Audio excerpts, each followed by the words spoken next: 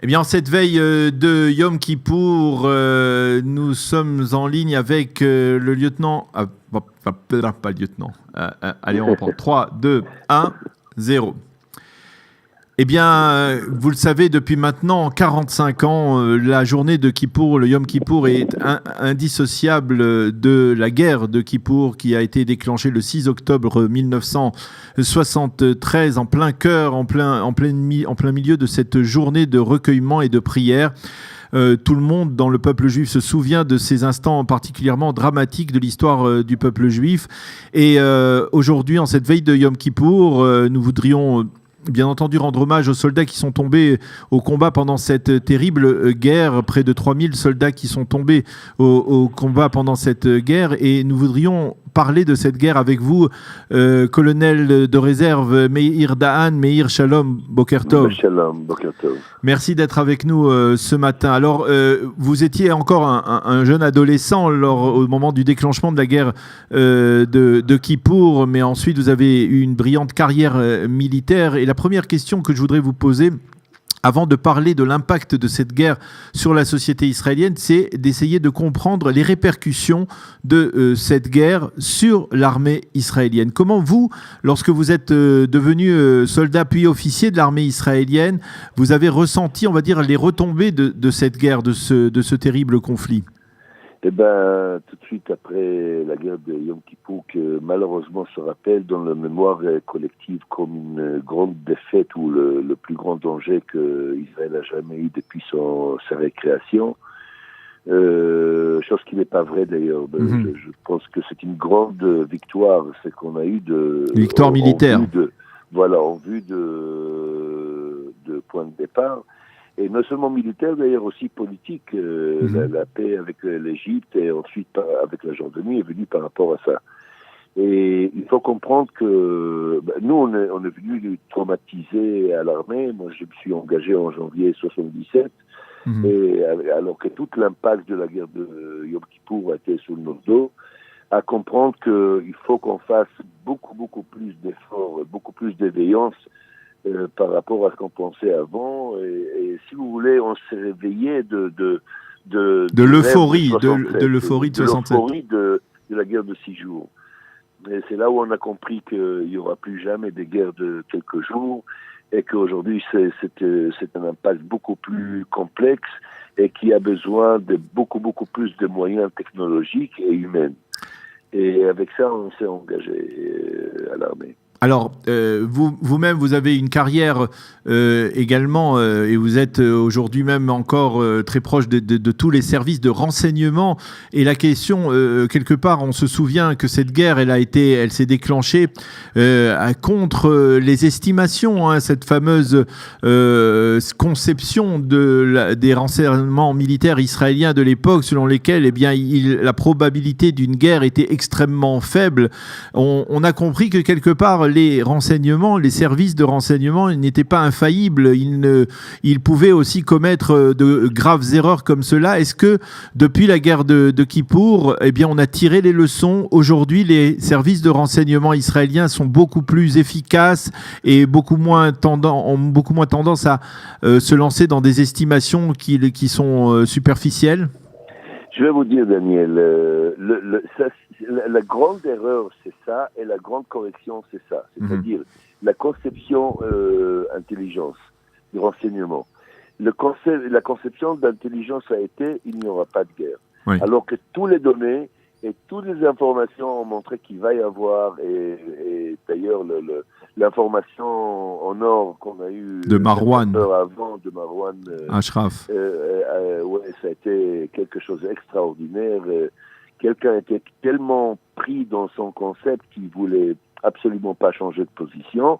Et si vous voulez, depuis, Israël pense que la guerre pourra se passer demain matin de toutes les façons. Alors là, on prend plus de risques, et voilà, on est tous sur le dent et on est tous toujours éveillés. Alors il faut comprendre qu'aujourd'hui, les moyens technologiques sont beaucoup plus avancés.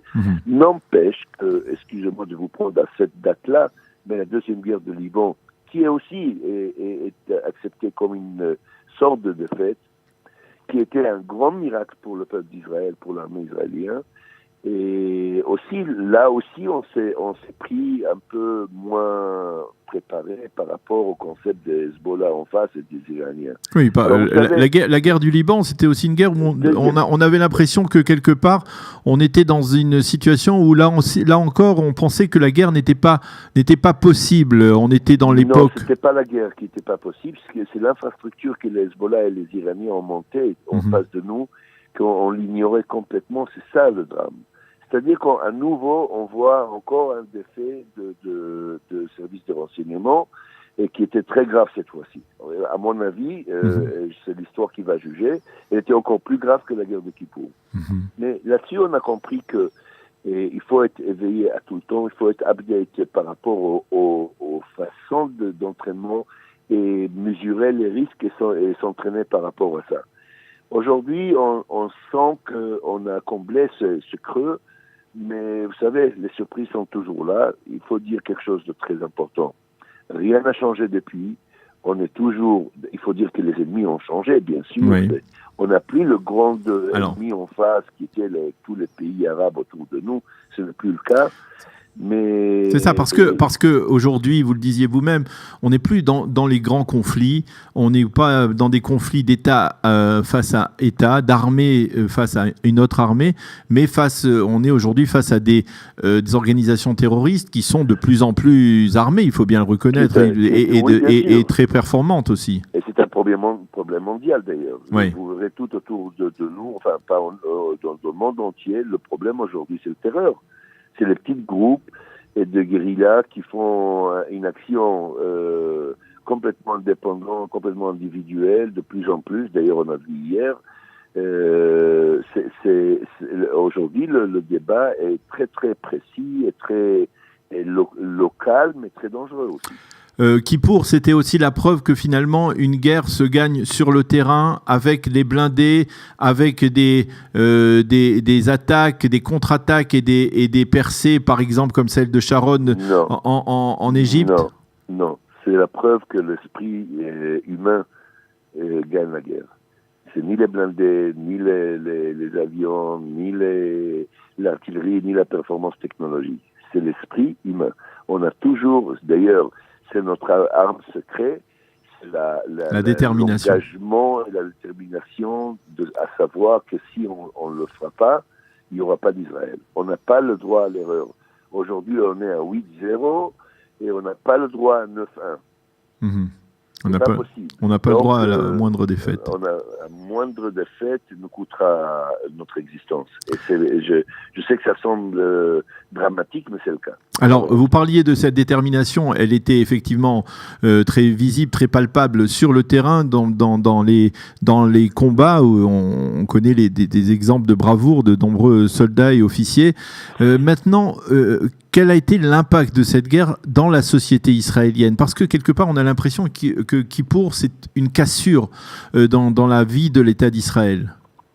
Et vous savez, ça donnait droit au peuple à comprendre qu'on peut, comme on dit en hébreu, à égorger les vaches secrètes. Oui.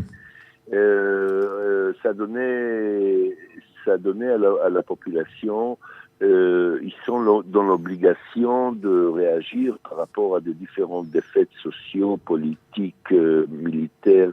Et tout est permis, c'est-à-dire aujourd'hui tout est permis, en particulier pour la presse.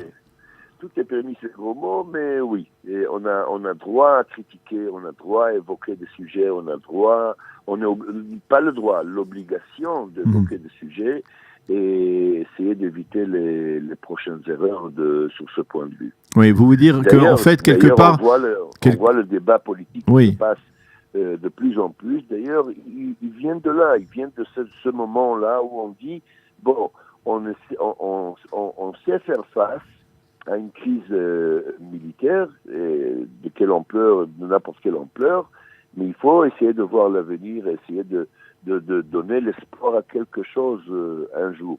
Chose que malheureusement on n'arrive pas encore à toucher. Vous voulez dire que quasiment tous les débats qui sont aujourd'hui sur le devant de la scène, en particulier même, je dirais même la presse, parce que c'était jusque-là, on avait l'impression que la presse israélienne était, on va dire, très inféodée, ça veut dire très liée à l'État, à l'État, au gouvernement, etc., à partir depuis la guerre de Kippour, la presse, les médias sont délibérément critiques pour essayer d'éviter qu'un jour, une nouvelle fois, ils se laissent prendre au piège. Disons que la plupart des fois, c'est l'excuse ou la raison. Oui. Mais aujourd'hui, on a d'un côté Israël Hayom et d'un autre côté Haaretz. Alors, vous savez, qui a la raison ou est-ce que les racines sont à la guerre de Yom Kippour? Je ne sais pas. C'est une attitude humaine juive. Mais c'est vrai que depuis, les médias et le peuple se sentent dans l'obligation de critiquer au moment où ils voient quelque chose qui ne va pas.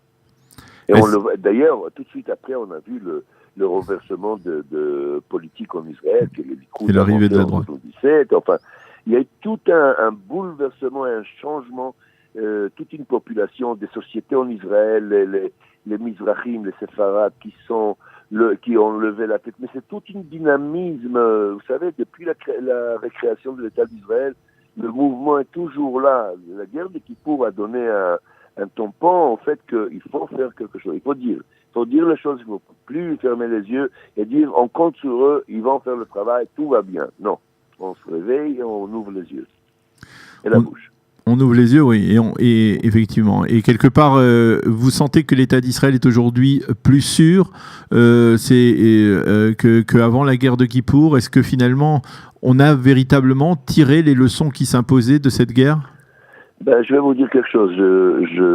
D'abord, la réponse est clairement oui, mais je dis, mon attitude à moi personnelle et autour de moi, dans les différents services où je suis, c'est qu'on n'a jamais fait assez et que le demain est toujours une surprise et il faut faire le devant tout le temps. Tout le temps, je vous invite à voir ce que, selon la presse, ce que Israël fait en Syrie et je peux vous dire que ce n'est pas qu'en Syrie, c'est dans le monde entier.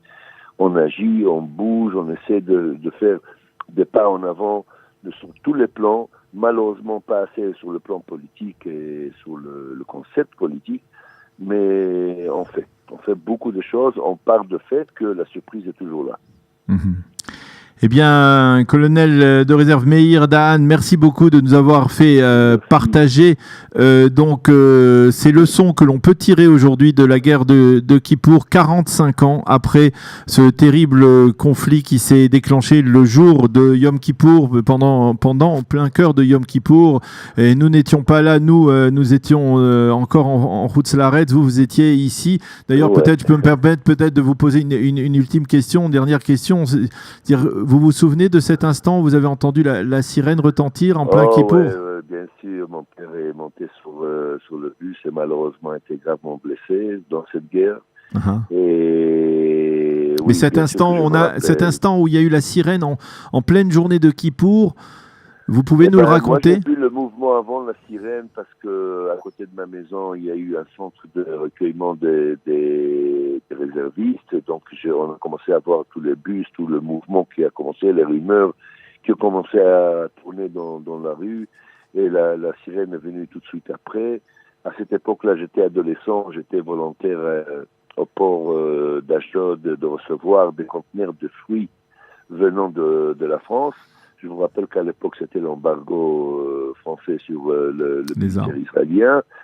Et on recevait des conteneurs des fruits venant de la France. Un des conteneurs qui est tombé, qui s'est écrasé. On a vu des pièces détachées, des tas de choses. C'était une période très, très, très, très intéressante. Très, très intéressante. On n'est plus là aujourd'hui, grâce à Dieu. Merci beaucoup. Un petit détail, Daniel, que vous avez dit en début d'émission, il s'agit de 2789 soldats tombés à la guerre. Et c'est ça le numéro, le chiffre, malheureusement. Et je vous souhaite, à vous et à tout le peuple d'Israël, dans le monde entier, et Khatima Tova. Merci également, Meir Dahan. Merci également, Khatima Tova, à votre famille, à vos amis. Et une bonne année pour vous tous. Que cette année soit une année de calme et de sérénité pour Israël et pour l'armée israélienne. Bezrat Hashem. Shalom, shalom. Merci, shalom.